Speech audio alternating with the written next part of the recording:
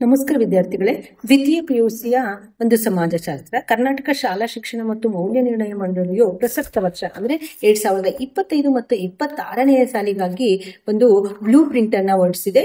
ಹಿಂದಿನ ವಾರದಲ್ಲಿ ನಿಮಗೆ ಪ್ರಶ್ನೆ ಕೋಟಿಯನ್ನ ಹೊರಡಿಸಿತ್ತು. ಆದ್ರೆ ಈ ಒಂದು ಅವಧಿಯಲ್ಲಿ ನಿಮಗೆ ನೀಲಿ ನಕ್ಷೆಯನ್ನು ಹೊರಡಿಸಲಾಗಿದೆ. ನೀಲಿ ನಕ್ಷೆ ಮಾದರಿಯಂತೆ ನಿಮಗೆ ಯಾವ ರೀತಿಯಾಗಿ ಅಧ್ಯಾಯಗಳಲ್ಲಿ ಅಂಕಗಳನ್ನ ಬೈಫರ್ಗೇಟ್ ಮಾಡ್ತಾರೆ ಅನ್ನುವಂತಹದ್ದನ್ನ ನೋಡ್ತಾ ಹೋಗೋಣ. ಸಮಾಜಶಾಸ್ತ್ರ ಸಂಖ್ಯೆ 28 ನಿಮ್ಗೆ ಇರುವಂತಹ ಗರಿಷ್ಠ ಅಂಕಗಳು 80 ಆಗಿರುತ್ತೆ.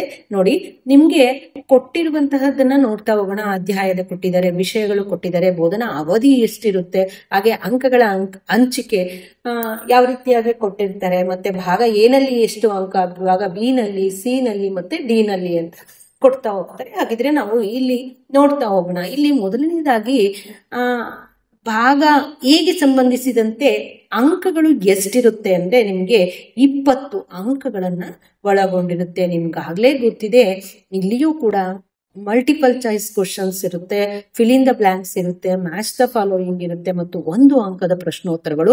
ಭಾಗ ಎ ನಲ್ಲಿ ಬಂದ್ರೆ ಭಾಗ ಬಿ ನಲ್ಲಿ ನಿಮ್ಗೆ 2 ಅಂಕದ ಪ್ರಶ್ನೋತ್ತರಗಳನ್ನ ಒಳಗೊಂಡಿರುತ್ತೆ. ಅಂದ್ರೆ ಇದು 10 ಅಂಕಗಳಿಗೆ ನಿಮ್ಗೆ ಭಾಗ ಬಿ ನಲ್ಲಿ ಇರುತ್ತೆ. ಮತ್ತೆ ಇನ್ನು ಭಾಗ ಸಿ ಗೆ ಬಂದಿದಂತೆ ಇಲ್ಲಿ 5 ಅಂಕದ ಪ್ರಶ್ನೋತ್ತರಗಳನ್ನ ಕೇಳಲಾಗುತ್ತೆ.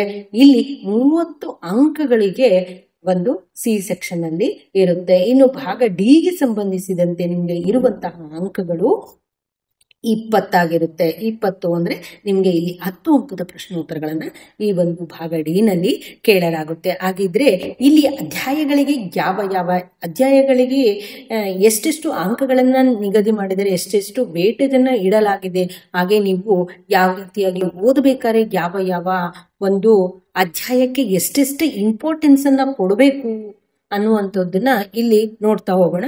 ಭಾರತೀಯ ಸಮಾಜದ ನಿರ್ಮಾಣ ಮತ್ತು ಜನಸಂಖ್ಯಾ ಶಾಸ್ತ್ರ ಅನ್ನುವಂಥದ್ದು ಈ ಒಂದು ಅಧ್ಯಾಯ 1ನೇ ಅಧ್ಯಾಯಕ್ಕೆ ಸಂಬಂಧಿಸಿದಂತೆ ನಿಮ್ಗೆ 20 ಅಂಕಗಳನ್ನ ನಿಗದಿ ಮಾಡಲಾಗಿದೆ. ಅಂದ್ರೆ ನಿಮಗೆ ಇಲ್ಲಿ 1 ಅಂಕದ 3 ಪ್ರಶ್ನೆಗಳನ್ನ ಕೇಳ್ತಾರೆ.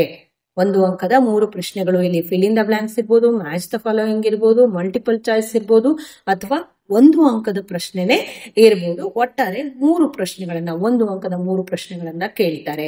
ಹಾಗೆ 2 ಅಂಕದ 1 ಪ್ರಶ್ನೆಯನ್ನ ನಿಮ್ಗೆ ಕೇಳಲಾಗುತ್ತೆ. ಹಾಗೆ 5 ಅಂಕದ 1 ಪ್ರಶ್ನೆಯನ್ನ ಇಲ್ಲಿ ನಿಮ್ಗೆ ಕೇಳ್ತಾರೆ. 10 ಅಂಕದ 1 ಪ್ರಶ್ನೆಯನ್ನ ಕೇಳ್ತಾರೆ. ಸೊ ನಿಮಗೆ ಇಲ್ಲಿ ಇರುವಂತದ್ದು ಎಷ್ಟು ಅಂಕ? 20 ಅಂಕಗಳು. ಅಂದ್ರೆ 10 + 5 + 3 + 2 ಟೋಟಲು 20 ಅಂಕಗಳು ಇರುತ್ತೆ. ಇನ್ನು ಮುಂದಿನ ಒಂದು ಅಧ್ಯಾಯ ಸಾಮಾಜಿಕ ಅಸಮಾನತೆಯ ಹೊರಗುಳಿಯುವಿಕೆ ಮತ್ತು ಒಳಗೊಳ್ಳುವಿಕೆ ಅನ್ನುವಂಥದ್ದು.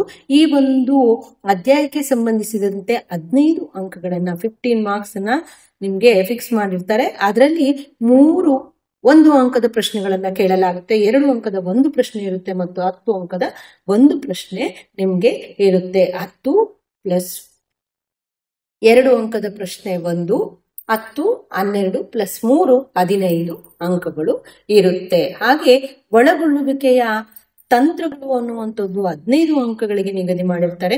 ಅದರಲ್ಲಿ ನಿಮ್ಗೆ 1 ಅಂಕದ 3 ಪ್ರಶ್ನೆ ಇರುತ್ತೆ, 2 ಅಂಕದ 1 ಪ್ರಶ್ನೆ ಇರುತ್ತೆ. ಇನ್ನು ಭಾಗ ಸಿ 5 ಅಂಕದ 2 ಪ್ರಶ್ನೆಯನ್ನ ಕೊಟ್ಟಿರ್ತಾರೆ. 2 ಅಂಕ 10 + 2 12, 12 + 3 15 ಅಂಕ. ಹಾಗೆ ಮುಂದಿನದು ಭಾರತದಲ್ಲಿ ಕುಟುಂಬ ಅನ್ನುವಂಥದ್ದಕ್ಕೆ 11 ಅಂಕಗಳನ್ನು ನಿಗದಿ ಮಾಡಲಾಗಿದೆ. 1 ಅಂಕದ 1 ಪ್ರಶ್ನೆ ಇರುತ್ತೆ. ಇನ್ನು 5 ಅಂಕದ 2 ಪ್ರಶ್ನೆಗಳಿರುತ್ತೆ. 5 ಅಂಕದ 2 ಪ್ರಶ್ನೆ ಅಂತಂದ್ರೆ 10 ಅಂಕ, 10 + 1 11. ಹಾಗೆ ಮುಂದಿನ ಒಂದು ಅಧ್ಯಾಯ ಗ್ರಾಮಗಳ ಬದಲಾವಣೆ ಮತ್ತು ಅಭಿವೃದ್ಧಿ ಮತ್ತು ಭಾರತದಲ್ಲಿ ನಗರೀಕರಣ ಅನ್ನುವಂಥದ್ದು ನೋಡಿ 20.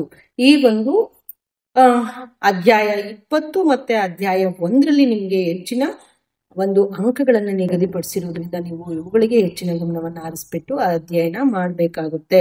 ಸೊ ಇಲ್ಲಿ ಯಾವ ರೀತಿಯಾಗಿ 20 ಅಂಕಗಳು ಇರುತ್ತೆ ಅಂದ್ರೆ 1 ಅಂಕದ 3 ಪ್ರಶ್ನೆಗಳನ್ನ ಒಳಗೊಂಡಿರುತ್ತೆ. ಇನ್ನು 2 ಅಂಕದ 1 ಪ್ರಶ್ನೆ ಇರುತ್ತೆ ಮತ್ತು 5 ಅಂಕದ 1 ಪ್ರಶ್ನೆ ಒಳಗೊಂಡಿರುತ್ತೆ. ಸೊ ಇದು ಹಾಗೆ ಜೊತೆಗೆ 10 ಅಂಕದ 1 ಪ್ರಶ್ನೆಯನ್ನ ಕೂಡ ಒಳಗೊಂಡಿರುತ್ತೆ. 10, 15 ಜೊತೆಯಲ್ಲಿ 3 + 2 20 ಅಂಕ. ಹಾಗೆ ಮುಂದಿನ ಒಂದು ಅಧ್ಯಾಯ 6ನೇಯದು ಮಾರುಕಟ್ಟೆ ಮತ್ತು ಸಂವಹನ ವ್ಯವಸ್ಥೆಗಳು ಅನ್ನುವಂಥದ್ದು. ಇದು ಕೂಡ ಅಷ್ಟೇ 15 ಅಂಕಗಳನ್ನ ಒಳಗೊಂಡಿರುತ್ತೆ.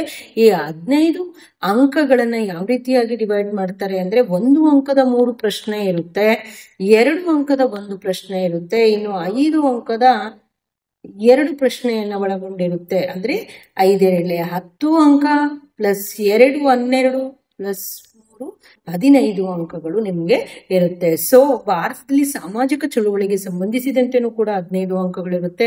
ಅಲ್ಲಿ 1 ಅಂಕದ 3 ಪ್ರಶ್ನೆಗಳನ್ನ ಒಳಗೊಂಡಿರುತ್ತೆ, ಜೊತೆಗೆ 2 ಅಂಕದ 1 ಪ್ರಶ್ನೆಯನ್ನ ಒಳಗೊಂಡಿರುತ್ತೆ, ಮತ್ತೆ 10 ಅಂಕದ 1 ಪ್ರಶ್ನೆಯನ್ನ ಒಳಗೊಂಡಿರುತ್ತೆ. ಅಂದ್ರೆ ಈ ಅಂಕಗಳು ಎಷ್ಟು? 10 2 ಪ್ಲಸ್ 3 15 ಅಂಕಗಳು ಇರುತ್ತೆ. ಇನ್ನು ಭಾರತದಲ್ಲಿ ಸಾಮಾಜಿಕ ಪರಿವರ್ತನೆ ಅನ್ನುವಂಥದ್ದು 10 ಅಂಕಗಳನ್ನ ಇಟ್ಟಿರ್ತಾರೆ. ಅದರಲ್ಲಿ 1 ಅಂಕದ 1 ಪ್ರಶ್ನೆ, 2 ಅಂಕದ 2 ಪ್ರಶ್ನೆಯನ್ನ ಒಳಗೊಂಡಿರುತ್ತೆ, ಆಮೇಲೆ 5 ಅಂಕದ 1 ಪ್ರಶ್ನೆಯನ್ನ ಒಳಗೊಂಡಿರುತ್ತೆ. 5 ಪ್ಲಸ್ 1 ಅಂದ್ರೆ ಇಲ್ಲಿ ಒಟ್ಟಾರೆಯಾಗಿ 10 ಅಂಕಗಳು ನಿಮ್ಗೆ ಇರುತ್ತೆ.